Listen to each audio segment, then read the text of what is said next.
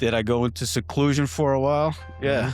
Did I have people knock on my door and not answer, and people call me, and like lock myself in for a while, just because that was what I wanted.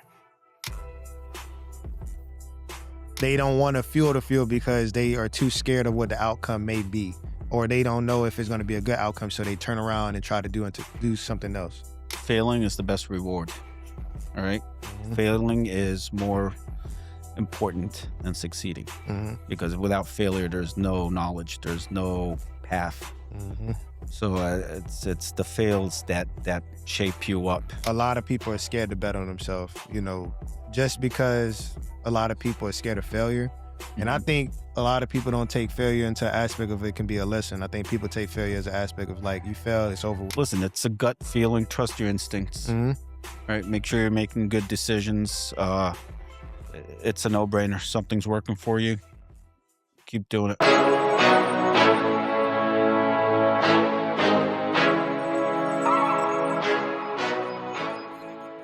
Welcome to another episode of Trade Truths Podcast. Today I have a guest, a successful entrepreneur. Call him a brother, a friend. I met him not too long ago, probably I want to say about maybe 2 years ago. So without further more introduction, I'm going to go ahead and let him introduce himself. Ricky Hosn. All right. Yes, got me on here because owner of Quad Recording Studios. It's and great basketball player. Does that work? Hey man, you can say whatever you want to say, man. They might try to fact check you, but I usually start off every episode just asking people how you doing mentally. How you doing mentally right now? I'm doing fine. I'm doing good. All right. And what you mean by fine? Because I'm a mental health advocate, and fine is the generic for like stuff going on, but I'm in control of whatever I can. It depends on what time of the day. It's right now I'm good. Come 7 o'clock, I don't know. I might need that drink, that cigar, something. For sure. It's always a challenge. It's always, yeah. But I mean, you got to stay focused. We'll get into some of the other stuff that we do, but there's, running a business from down here in Florida, running a business up in New York. It's got its challenges, and there's a lot. But no, I'm doing fine. All right, that's Thanks good for asking. For sure. So, just give everybody a little background of yourself if you can. You just said you got a business up in New York. Talk about a little bit about yourself and your business. Sure. Well, again, I own Quad Recording Studios up in New York. If you're not familiar with it, it's a legendary hip hop studio, legendary recording studio. Claim to fame, what everybody knows us by is back in the 90s, the whole East Coast, West Coast thing. I don't know if y'all remember, but that pretty much started at Quad Studios when Tupac was leaving and he got shot, and then there was some accusations and him, accusing Biggie doing it, and then Biggie's people accusing this and that was the birth of the East Coast, West Coast hip hop that we all know today. Yeah, for sure. And so I took over Quad. This was before I took over Quad. I took over Quad in 2005. That's after all the fun, the heydays of recording studios. But back then, studios were going through a renaissance, and then people were trying to figure things out because of the internet's popularity. There was internet before, but come 2005, or early 2000s, it was steaming ahead, and record labels were having a hard time trying to figure out, like, hey, how do we monetize this? Back then you had to go and spend $20 on a CD. That was started to disappear. I don't know if you guys remember Napster and that y'all too young, I was too young to know. Yeah, Napster pretty much changed the industry because every song you ever wanted was on that platform. So pretty much you did not have to buy another record or another CD, and that put the record industry in a tailspin. So a lot of studios were trying to figure things out. Everybody in the industry, all the way from the major labels, all down to the record store, on 7th Avenue. Um, so a lot of studios did shut down at that time, Yeah, and that's when we saw an opportunity up there, and that's when I took over Quad Studios, 2005. that's what's up. That's what's up. So, you kind of mentioned a lot of different challenges that were already, transitioning in that time, early 2000s when I was born. So I had no idea what was going on. But, you know, I want to kind of ask you a question like, how did you, in a sense, acquire or what led you to that point? So what was the journey before that? Was music always the center of your life, or was that something that just a light bulb lit up and you was like, this is a perfect chance, it's a perfect opportunity? No, music was definitely part of my life. Mhm. I was always interested, curious, and again, I don't want to remind you how old I am, but it goes it goes It goes back. deep. Mhm. Uh, I grew up listening to Run DMC, the Fat Boys, and LL Cool J. Mhm. 80s. That was my era. Yeah. Um, MC Hammer. That was OGs. actually, yeah. My first concert actually was MC Hammer, and I remember going there with my brother, and we grew up watching MC Hammer doing the dance, the baggy pants, and then then you get to go up and see the guy perform on stage, and it's It's a like, different feeling. wow. I Mhm. remember being depressed afterwards, like, I didn't know back then, but it's like, you know what? I want to be more than the person sitting on this side of the Mhm. sea. You know what I mean? It's. I didn't know what it was, but not long after that, I think that's when I bought my first turntable, and I started buying records and whatnot. Mhm. Again, not sure how far you want to go, but that was up in Michigan. I lived in Flint, Michigan for a while before I moved down here to Tampa. And, yeah, that pretty much started my journey into the music So world. so Yep. it's so in a sense you have a passion for art. Yeah, you can say that. That's what's up. Yeah. So other than just music, what are like some other things that, you kinda like dive into? Like that Um, kinda I would say in a sense, what are some other things that kinda drive your motivation or what are other things that, play into having control of something, Mhm. whether it's music, creating a song. Mhm. Uh, Later I got into photography and deep into it, not standard, just point and click. Um, I do, fine art. I do astrophotography. I don't know if you've heard of that, but, so anything where you create was always an interest for me. You Sure. know what I So mean? It's I found it more challenging, and, the more challenging something is, the more rewarding it is. So that Mhm. that led me down the path and eventually into music production. For sure. So in a sense, you love being a creator, basically, because it's with creators, it has ownership and then there's no Control and limitation to how high you can go because you are absolutely, the creator of it. absolutely. So that's what's up. Yep. So Mm. what kind of mindset did you have at the time of, acquiring your business? What kind of like what's different for you? So basically, how would you define success when you first started and how would Mhm. you define success now? Um, well, I gotta tell you, the whole creative part of things turned quickly once I took over. It became a business. It's not Mhm. a as creative as I wanted to be up there. One of the first things, the renovations we did was I built an office on the corner, 48th and 7th, Mhm. and I built a little like hidden passage to get into one of the new rooms that I just built. It's like, Yeah. this is where I'm going to do all my production. This is my office. It Yeah. was a cool little thing we had going on there.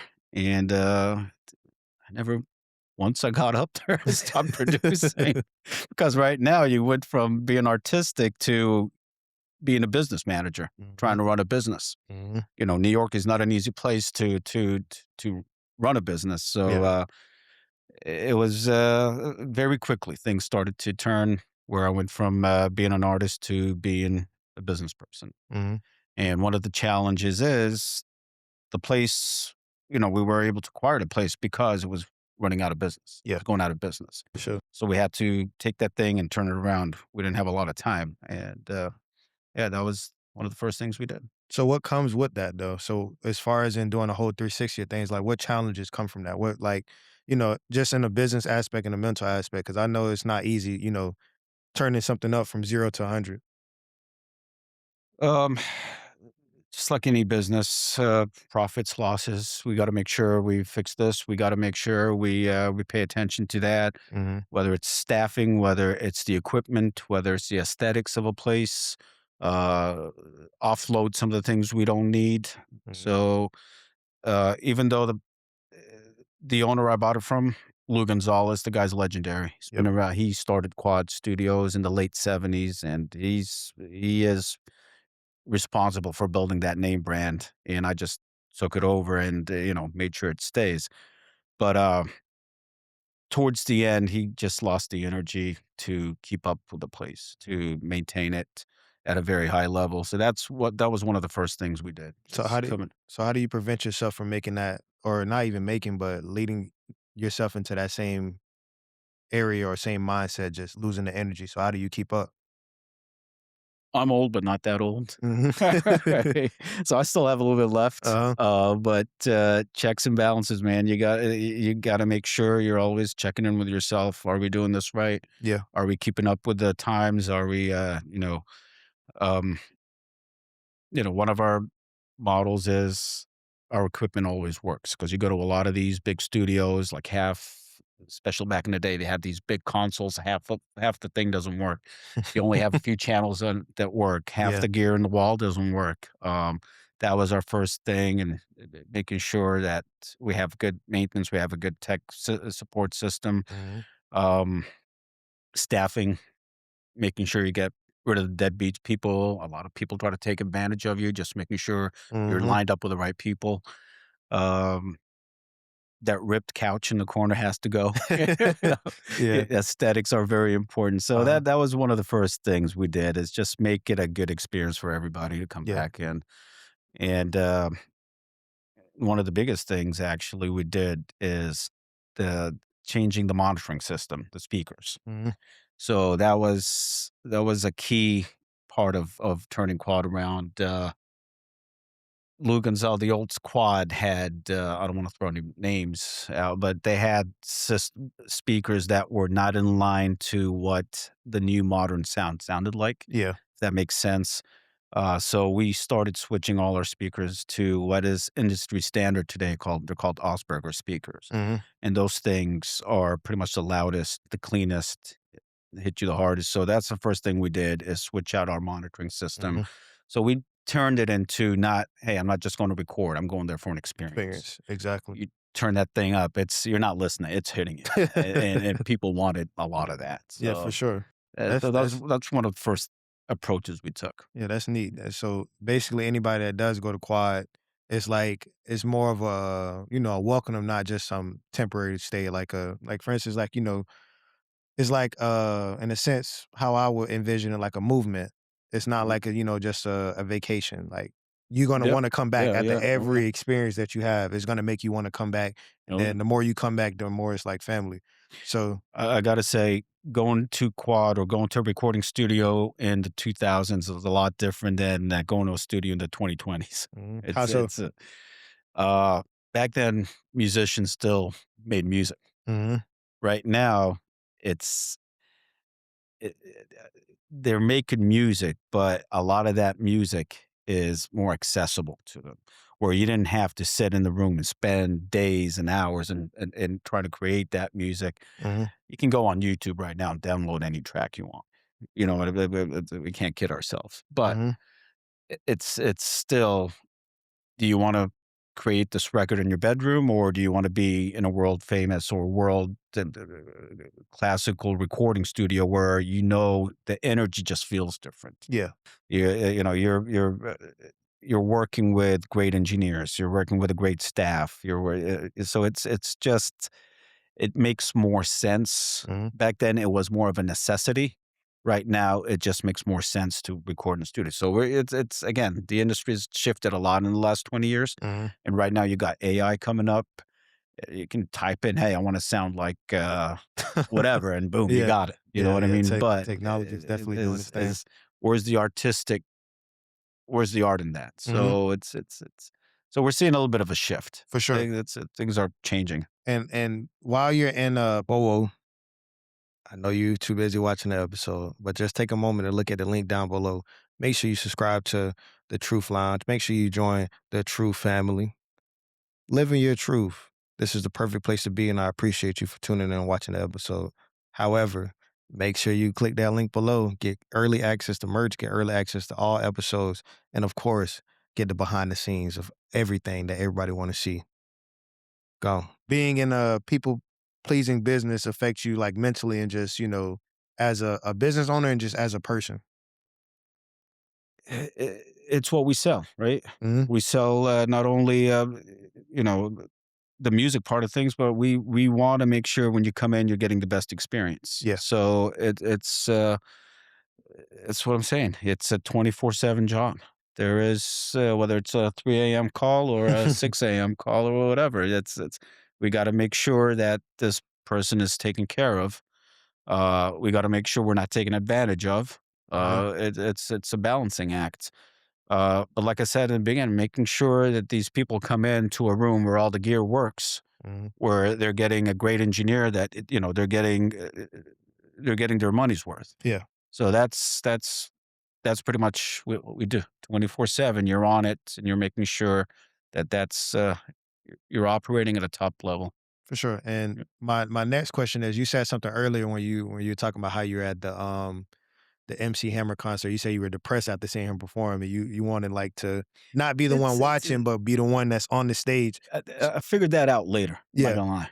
I was like, maybe that's what it was. Mhm. But like, yeah, something you've been following, listening to all these years, and all of a sudden you did it, and 2 hours later it's over. So what's next? Mhm. You know So what I mean? what was that what's next for you though? So like just it doesn't have to be the next moment, but like years down the line, what did you do differently in your life that led you up to the man that you There's are a now? lot of things. Like I said, I feel like that's around the time where I bought a turntable and started listening to, well, scratching was popular Yeah. then. So Mhm. now I'm trying to scratch. Like, wait, this turntable doesn't work. Yeah. I need to upgrade to this turntable. I need Mhm. some 1200s. All right. Well, I got the 1200. This needle doesn't work. I got to change the needle. Mhm. Okay. Now there's a skill set to it. You got to have a good balance. Mhm. So that's just started the whole journey into music production, Yeah. So because there's a lot of steps between that turntable and right before I bought quad, what I built, my personal studio, my personal space, what my personal knowledge of the music industry and how I got there. But I feel like, yeah, that's what I needed to feed my mind. Like I needed mhm. something more than just going to concerts and watching artists perform. Yeah, so that's basically what I'm asking. What were the steps or the necessary, not even necessary actions, but what actions did you take that kind of played or paved the way for you to end up with quad? Because you got the tables, but what happened after the tables? Like what was After your the journey tables like? came Yeah. the synthesizers, then the drum machine, Mhm. and the preamps, Yeah. and So the what compressors. so Yeah, you go down that rabbit hole, yeah, and so what was the yeah, challenges with that journey? Because I know it's not just easy as, because that's money, that's it's money. time, and then you got to It network. yeah, yeah. Did I go into seclusion for a while? Yeah. Mhm. Did I have people knock on my door and not answer, and people call me, and like lock myself in Mhm. for a while just because that was what I wanted. Yeah. That fed my interest. That's what, like, people hit me up, "Let's go out, let's go do this, I don't wanna do that. Mhm. I wanna sit in the studio. I've got this channel, I'm trying to get this synthesizer out. I just bought this synthesizer. I wanna try to run it through a filter. I wanna try to run it through this compressor, then do this and that to it." So it was always something going on Yeah. in the music s in the music production world. Yes. And again, back then, right now, a laptop and a couple plugins, you're fine. Mhm. Back then, it wasn't like that. You Yeah. actually needed the hardware. You needed the gear. Mhm. So that just kept me going. And yeah, there was like a good 5 years of my life where I did not leave the house to do anything. Every dollar that I got in, just you know, it goes to gear. That's Mhm. it. So you basically, in a sense, you kind of fueled your passion with just adding on more to it. So basically, just adding on more Mhm. work, adding on more equipment, adding on more challenges. Because at the end of the day, the reward was always going to be bigger. It wasn't so much of a reward. It's just a love for A it. love for it. Yeah.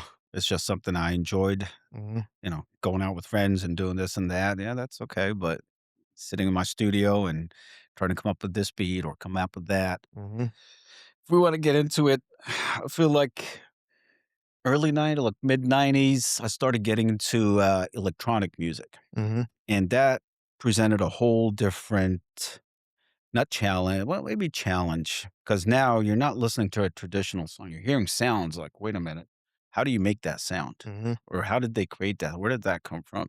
One of my first electronic groups that I really enjoyed was The Prodigy. I don't know if you've heard of them, mm-mm. British group. But, and again, that's when internet was just coming up. So now you can actually look things up on a computer. Yeah, Before you couldn't do that. So I started following this band, Liam, and was the head producer on that. And like, I wanted to own every piece of gear this guy had. The mhm, effects machine, the drum machine, what synths, the wave station, and mhm, that was my first journey. And now you're making these sounds like, that's legit. That mhm. sounds good, man. And it's like a drug, man. You want to keep Keep building fueling on it. to. Yeah. Mhm. So that's what really got me into not just you know, not just enjoying me, like I really wanted to know the technical aspects of how is sound created, how is sound Yeah. manipulated, and what so. And yeah. So how would you from back then? Because like you said earlier, the industry is a lot different from how it was when you first started out. Oh yeah. So how does that tie into your business? As far as in like, because now how I envision it now, if you have a recording studio, you kinda necessarily have to follow the trends, but the trends can come with expenses. So as a business Sure. owner, how does that affect you and how do you still follow the trends while maintaining a business like in a steady, Well, format? at the end of the day, we are a recording studio, and um, I'd like to think all studio owners were audiophiles, where you gotta make sure. Foremost, I will not book a room that doesn't sound great. Mhm. You know what I mean? If because of my journey, I know what a good sound would sound supposed to sound like, Exactly. what this kick's supposed to sound like, and Mhm. what this synth. So, we're involved in the tuning of the every now and then you got to tune the rooms and make sure to have that sound. Like I said, the gear always has to work. If one gear, eh, you know, if something's off with one piece of the gear, we would know. And so, just keeping that studio at an optimal level Mhm. because of our audio experience that helps us. Okay. And again, that's why people come back, keep coming. Exactly. That's So helped us build our clientele and maintain it. mhm. So what kind of losses did you experience on the way? Just because if you acquired in '05 and Mhm. you're basically 20 years in the game, 20 plus years. So how did you handle your losses and what losses did you come across just for people like, I think that wanna have a business or may wanna have a recording studio? What kind of challenges can they look forward to? I think the biggest challenge for us was in 2009, not too long after I got the place. I think that's when market crashed and the economy crashed. Like 2009 was a rough Mhm, time for the whole country, the whole world, I think. Um, so yeah, business slowed down to a trickle. Um, Everybody was hurting. So the game became survival. Do whatever it takes to survive. mhm, And tomorrow's another day. Fight today, and let's see what happens tomorrow. So that was a rough 3 4 months. Having a good relationship with a lot of people helped. mhm, You don't want to have. I can tell you now, it's not worth. You should focus on positive relationships. And if there is none, if there's anybody giving you you don't want enemies in any kind of business. You don't want to have enemies. mhm, And that did help us navigate through a lot of things. So negotiations and networking, things like that helped mhm, us get through that patch. And we got out of it. We restructured some stuff, um, made new deals, and we got out of it, and mhm. we got out stronger than ever, Okay. So actually. it's more of a Yep. financial, uh Yeah, you gotta, negotiating with the landlord and mhm, negotiating with some other people, and mhm, yeah, that we were able to. to survive, and it's unfortunately a lot of people couldn't survive, and that's Mhm. what helped us. Yeah. It weeded out a lot of the other smaller guys, and at one point, like right after that recession, I think we were top 3 studios in New York City, and we Mhm. became the go-to place for everybody. Mhm. So And with that, being the go-to place, that included networking. So how would you explain networking to somebody that probably wants to do it but doesn't know how to start? in my line of work, It could be you in said, general. Because um, we uh, met at the gym, and yeah, we would have never known today right. you would be right here and Yeah, I would have a yeah, yeah, podcast. When I first met you, I didn't have a podcast. exactly. Yeah. So You followed your passion, you you have a passion for it, mhm, I would say, yeah, right? for I've sure. seen you talk, I Mhm. can't do what you do, man. I can Yeah, be behind the camera, yeah, I for have no sure. problem doing that, but, But uh, like I said, man, it's being positive, being a good person goes mhm, a long way, for sure. and not, not stabbing anyone, not trying to, just being a good person in general. Mhm, People will wanna work with you, helping people out when you can. That's that's turned around 360, and then it's worked for me. for sure. So with that, networking and building the experiences and everything of that nature, Mm. how does that play a role into your personal life, or do you have your personal life separate from the business life?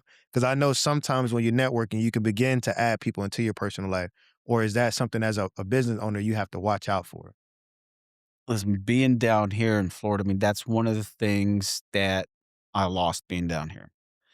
Um, because all my connections, everybody I know, everybody I work with is up in New York. Hmm. So here I just focus on family and basketball.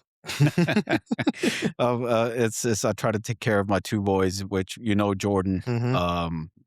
that's it's unfortunately, because you're not on the ground over there, a lot of it is on a phone or on a computer, so a lot Yeah. of time is spent on phones and computer, but it does beat being up in the city and trying to live that lifestyle, but it does take that whole networking thing definitely takes a hit because there's so much you can do over a phone versus Hmm. an eye to eye, having sitting down with somebody, having a conversation, trying to build on it. Hmm. It's in fact, me and my business partner talk about that all the time. I'm actually considering going back up there now, but now with the podcast thing we're starting up.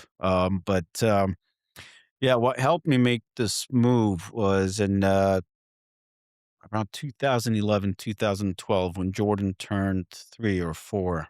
Hmm. Jordan right now, Yeah. he's 16, but I just wanted out of New York, and I couldn't see myself raising a kid over there. Hmm. So I wanted to separate the personal thing. I was like, listen, it's fine. We'll move there. I'll just fly back and forth.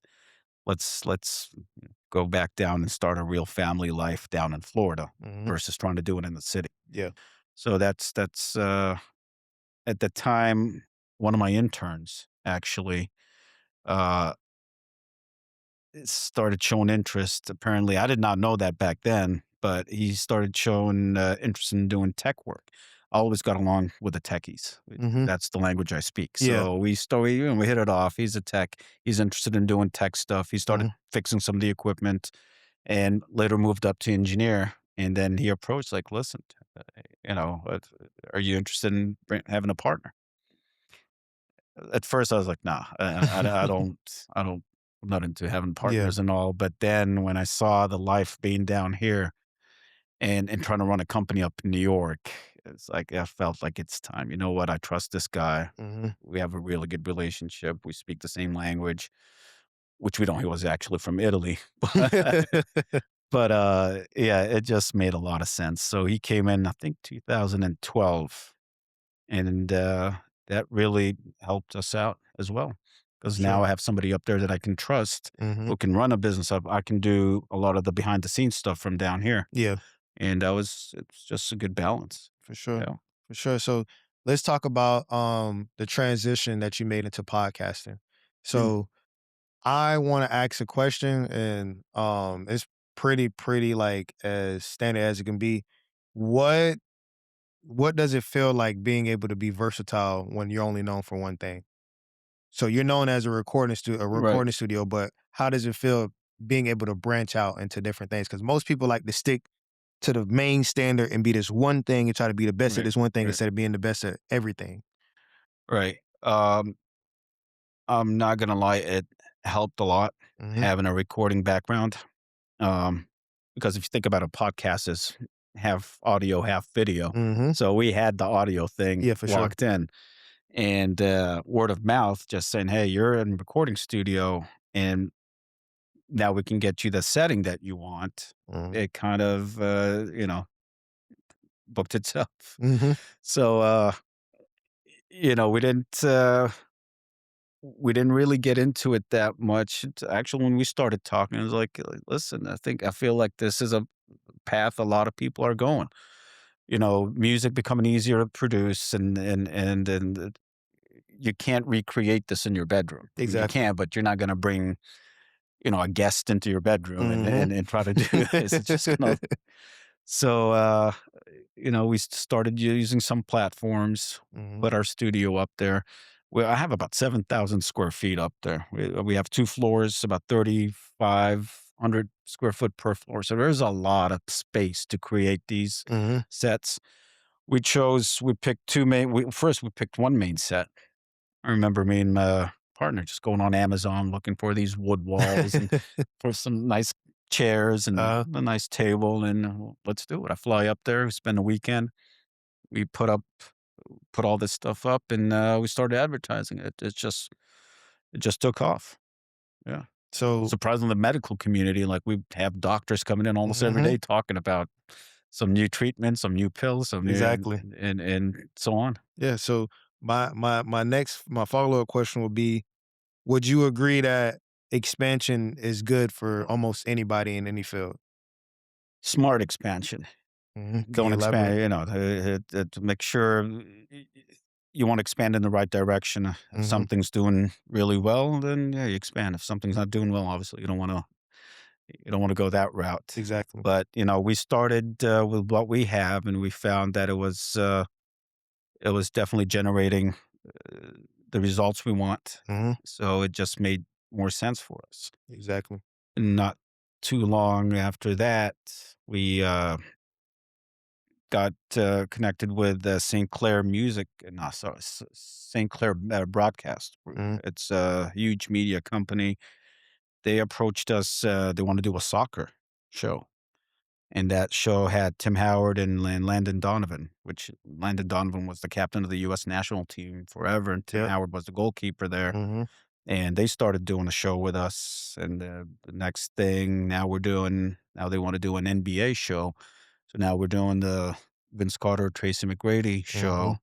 And this is just feel like it was yesterday we Yeah. started. Yeah, You know what that's I mean? and that's Yeah. that's kinda like what I'm hitting at is, like, you going into a new world, which may have been uncomfortable in the beginning because you're not familiar with it. You have aspects and traits of it, Yeah. but it's not a familiar world, but when you jumped out with good faith, you got, a Good lot of faith. Yeah. Yeah. Listen, it's a gut feeling. Trust your instincts. mhm, Right? Make sure you're making good decisions. It's a no-brainer. Something's working for you, keep doing it. mhm, You know what I mean? If you want the challenge, something's not working and you want to try to fix it, sure, but don't waste too much time on it. If mhm, that's not the right approach, maybe try this door instead of that door. mhm. So, That's it. my question to you would be, what would your advice be to people that, steer away from challenges? They don't wanna feel the feel because they are too scared of what the outcome may be, or they don't know if it's gonna be a good outcome, so they turn around and try to do something else. It's not completely wrong. You trust your instincts. If you're good at something, Mhm, absolutely go. Take that dive. One thing I've learned is if you're doing something you love, you'll never work a day of your life, and there's a lot of truth to that. mhm, If you're good at something and just pursue it. Pursue it. Take that challenge. mhm, But just because this guy's doing good at this thing doesn't mean if I jump into it, I'm gonna be good at it. exactly. You know what I mean? But if you're good at something, you love doing it, just don't give up on it. Keep whatever it takes. Mhm. That's I Yeah. it's crazy you say that because I kinda posted that, I spoke about it in my last episode. I told people basically that if you really love your passion, it'll become so easy to do. It Yep. won't be something that like, oh fuck, I got to get up and do this shit, or Absolutely. oh damn, I hate doing this. I don't want to do this right now. It's the same thing like with people like basketball. We both have a passion for basketball. Right. We just go do it whenever. Yeah. Like it's second nature. Like we do it, even if it may not be something that we're the best at. We still love doing it. Right. One of the challenges I'm going through right now is raising 2 kids, trying to push stuff on them. Hmm. Just because I like doing it doesn't mean that they're gonna like doing it. Hmm. You see me on the court screaming at Jordan all day. Like, Uh-huh. I try to it's hard because I'm a very passionate person, like, Yeah. you know what I mean? But, maybe he's not as passionate about it as I am, and you just that's part of raising kids, and Hmm. it translates to life in general, but yeah, if you love something, it's absolutely in you, and that's who you are, Hmm. and definitely bet on yourself. For Yeah. sure. I would say that, a lot of people are scared to bet on themselves, just because a lot of people are scared of failure.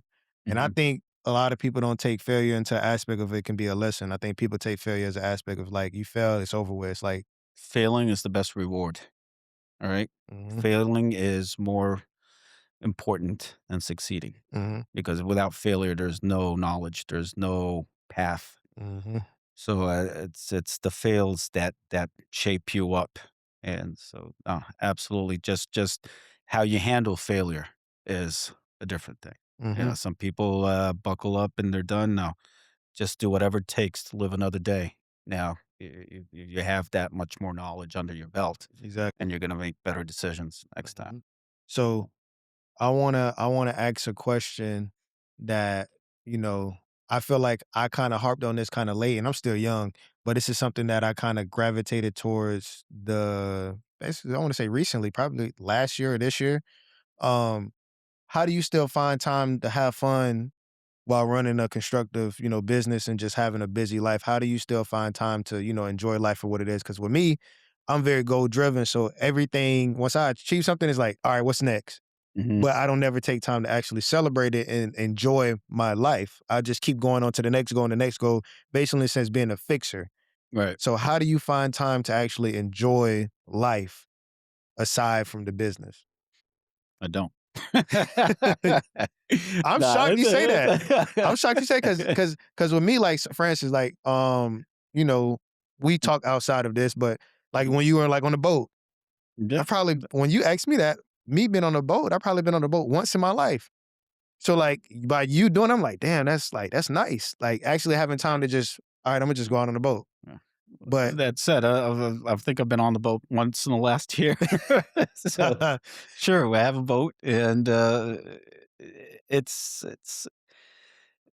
life has a very interesting way of shaping you into who you are, hmm and right now, the business has been challenging. We shifting into podcasts, and hmm we're not staffed for these podcasts. So now I'm the lead videographer for the studio hmm for the new podcast yeah, business, but I live down here, so trying to balance this out, train people up there, fly up there once a week to do some certain things. And that's just a small part of it. No, what cameras do we want to use? What hmm resolution are we shooting? What kind of signal flow are we going through? yeah, There's tons of stuff. Who are we hiring? Who's going to be the next group of people that run this department? exactly. So it's nonstop, and it takes me back to, if you enjoy what you're doing, you're not working, because it could be a lot worse if I didn't enjoy doing this. Yeah. You know what I mean? hmm So, do I need to enjoy myself? I'm fine where I'm at. You know what I mean? The boat's nice. By the way, weather starts getting nice. We'll take it out. Yeah, Last for time I sure. think I was out with Eric. Yeah, that Like was in six with what, it. A September, October? while Yeah, it back, was a while man. ago. A Yeah. while back. But sure, yeah. I try to. It doesn't bother me. hmm Every now and then we go on a little vacation here and there, but yeah, man, it's that's life. Yeah. That's So you don't really. I'm trying to think of a way to say this. You don't really view work as work because it's your passion. Like most people go to just work and they go to work just to make money and make ends meet. You right. go to work because you're actually passionate about it. Yeah. And Don't get me wrong. I love weekends. Things yeah. slow down just a little bit, but uh yeah. It That's what's up, man. Because I feel like a lot of people don't really see it like that. They always I think, what a lot of people do, they look at it from a lens as rewards. So, like, for instance, like, if I looked at podcasting as a lens of rewards, I probably wanna be up here every week. I yeah. probably try to get the most controversial, the most thing that I think of the blow, and once I get that quick little blow, out. Right, So, right. I feel like a lot of Uh, people, like, look at things as a financial gain, and I feel like with you, no. it's not like that. You know what I mean? Financials is a plus, of course. It's supposed to come with it, but if you're doing something to if you're thinking, "How do I make money? How do I make money? How do I make money?" You're gonna find yourself disappointed a lot of times. Mhm. You know what I mean? Of course, bills don't pay themselves, don't get me wrong, Yeah. but don't stop pursuing what it is you love. Mhm. Even if it means I gotta go to do a 9 to 5, what are you doing after 5? Come at relax, have a drink, do whatever you need, and pursue. Always pursue what you love, Exactly. what you're good at. Mhm. Yeah. So, basically, your real advice is I seen this a lot, like, a lot of people say, "After my 9 to 5, I have a 5 to 6," which is a 5 to 6 AM or whatever the case may be. Mhm. Basically, you're saying is, as soon as if somebody's working a 9 to 5 right now, your best advice to them is to pursue a passion as soon as you get off of work or pursue something that you actually like. It's a lot easier said than done. Yeah, Mhm. absolutely. Like I said, having the 2 boys right now, it's teaching me a lot.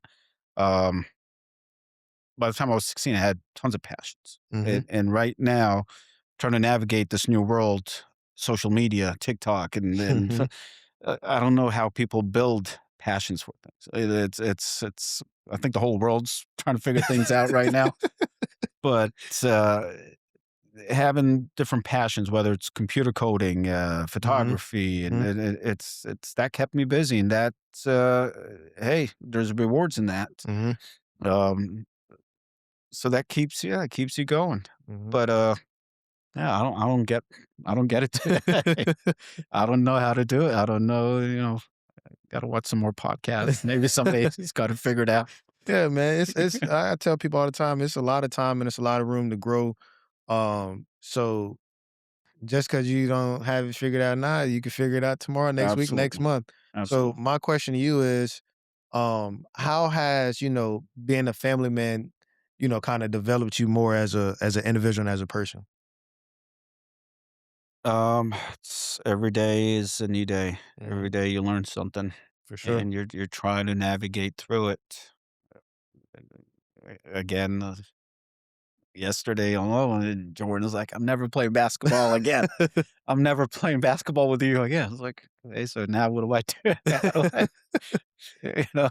So, yeah, you try to figure things out. I'm like, Mhm. "Oh, I wish there's a manual for life, and what it's you gotta figure it out." Mhm. It's more of a trial and error. Yeah, Mhm. yeah. So we're getting closer to the end of the episode. So I want to ask, I always ask my guests this, and I always tell them you can name, basically just what three truths do you have that you can give back to the world, to yourself, to your younger self, or to somebody that's trying to follow the same footsteps as you? What are three truths that you have for them that they can use in their life to, better themselves and, improve? Um, Creativity is don't waste time.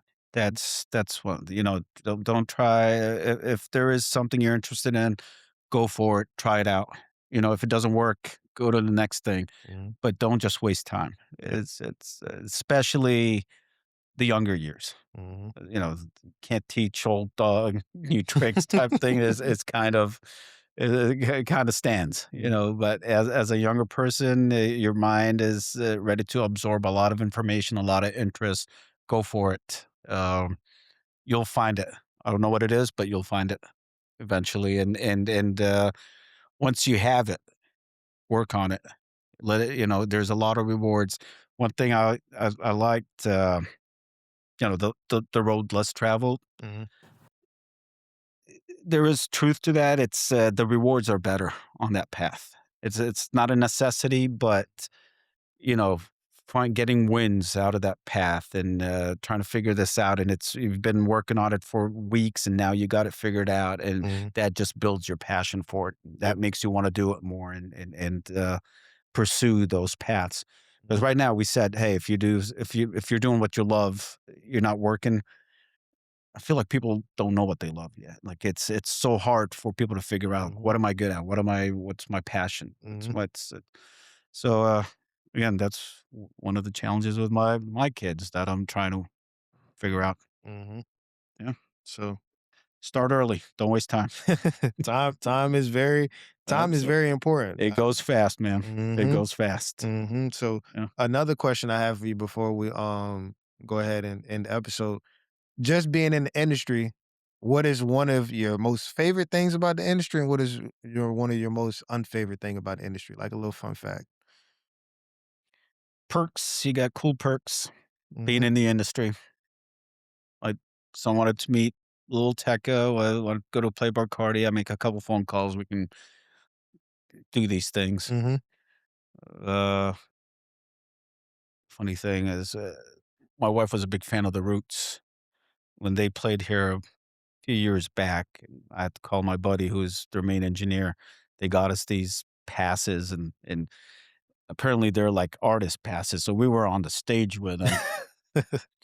My wife's gonna kill me. And then my wife is on stage dancing. I was like, honey, I'm here working. Right? Like we're arguing on stage. We're having a couples fight on stage while the Roots are performing.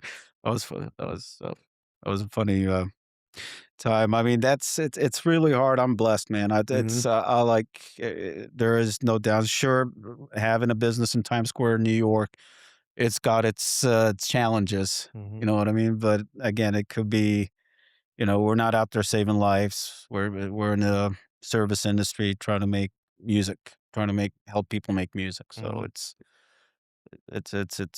every day is a blessing. Yeah, for sure. And Mm. what's one of the I don't want to say bad things, but what's one of the cons about the industry? That's something that you wish could be better. Get rid of AI. Let Yeah, people I agree with you. It's killing me. let the humans Yeah, do human yeah. stuff. You know what I mean? It's There's gonna stuff kill the where cinema. AI is invaluable, like it can benefit from, but Mhm. come on, if let a musician make his music. Mhm. You know what I mean? It's yeah, it's scary. I don't know Yeah. where it's going. I really don't know what's going. Listen, the Uh, same uh, words uh, you have, the same thing I worry because now it's like, and I've seen it a couple times. It's like you can give the AI a topic and tell them, "Hey, make a podcast episode out of this." Yeah, And then, most people do audio. They don't get up here and do visual. That's what's really gonna kill them.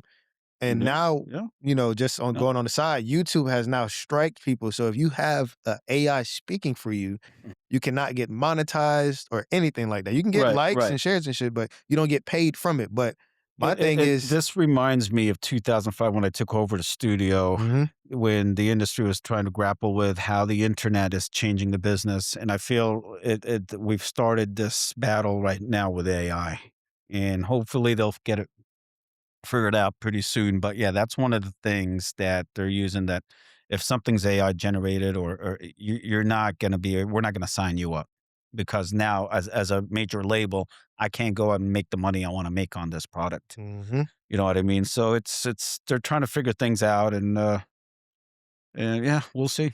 We'll see. What's scary is, like, okay, we're here today. What about in 10 years, 15 years, 20 years? That's what Out I'm for the saying. Terminator, man. They're coming. They gonna have robots around here making music and stuff. I Yeah, don't they know, got man. Musk It's working scary. on the hardware part. He's working on robotics and things like that. Once you Mhm. combine the two, Yeah, it's scary. A lot of it's things are gonna be gonna cool. be a lot of jobs, a lot of opportunities are gonna be cut Yeah, short. So yeah, it's crazy, man. interesting times Mhm. for sure. So I want to go ahead and give you opportunity. Just if you want to shout out your platforms, anywhere people can find you, contact you for business, personal, or anything like that. Yeah, you're in New York City, Yeah. sure. If you're in New York City, come to Quad Studios. Mention right. You get 50. No, I'm just kidding. No, yeah, it's just reach out. We're very consumer friendly. If you guys want to tour the space, Quad Recording Studios, uh, yeah, We're good. It's we got the brand out there. Mhm. It's It's work appreciate you doing this, for man, and sure. good luck on the show. I love, I like what you're doing, and Appreciate it. yeah, I would Appreciate love it. to see this grow Hey, for man, sure. this like I say, I tell people all the time, this is the baby year, like, I'm still new. Hey, New York City's waiting for you. You Hey, have I've a been in place New to York, go. I need to You go have a back. place to go. All right. Hey, y'all heard it here, man, so y'all know how I am with the outro. Gone. Peace Appreciate out. you, man. Yeah, of course.